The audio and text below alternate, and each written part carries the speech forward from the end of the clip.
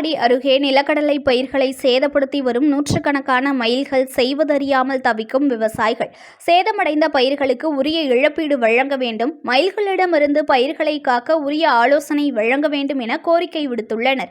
மயிலாடுதுறை மாவட்டம் தரங்கம்பாடி தாலுகாவில் கடந்த 10 ஆண்டுகளுக்கு முன்பெல்லாம் மயில்களை காண்பது மிகவும் அரிதான ஒன்றாக இருந்தது.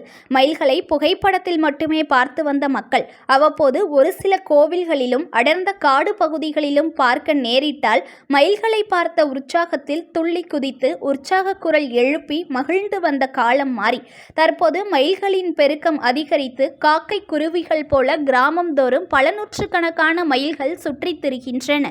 மயில்கள் பரவத் தொடங்கிய காலத்தில் கிராமங்களில் அங்கொன்றும் இங்கொன்றுமாய் சுற்றி திரிந்ததால் பெரிய அளவில் விவசாயிகளுக்கு பாதிப்பு ஏற்படவில்லை. ஆனால் கடந்த சில வருடங்களில் மயிலின் கூட்டம் அபரிவிதமாக பெருகி காக்கை குருவிகளை காட்டிலும் அதிக அளவு மயில்கள் சுற்றி திரிகின்றன.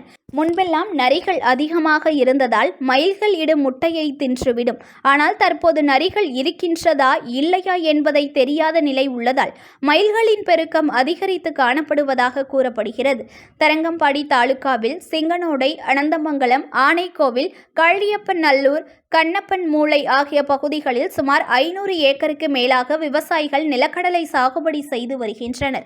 குளங்களில் கிடைக்கும் நீரை கொண்டு ஸ்பிரிங்லர் முறைப்படி கடும் சிரமத்திற்கு மத்தியில் வருடத்திற்கு 3 போகமும் நிலக்கடலை சாகுபடி செய்யும் விவசாயிகளுக்கு இந்த மயில்கள் தற்போது மிகவும் சவாலாக உள்ளது.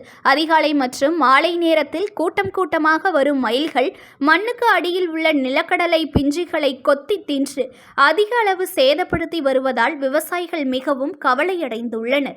பட்டாசு வெடித்தாலும் சத்தம் எழுப்பினாலும் மயில்கள் கண்டு கொள்ளாமல் பயிர்களை சேதப்படுத்தி வருவதாக விவசாயிகள் தெரிவிக்கின்றனர்.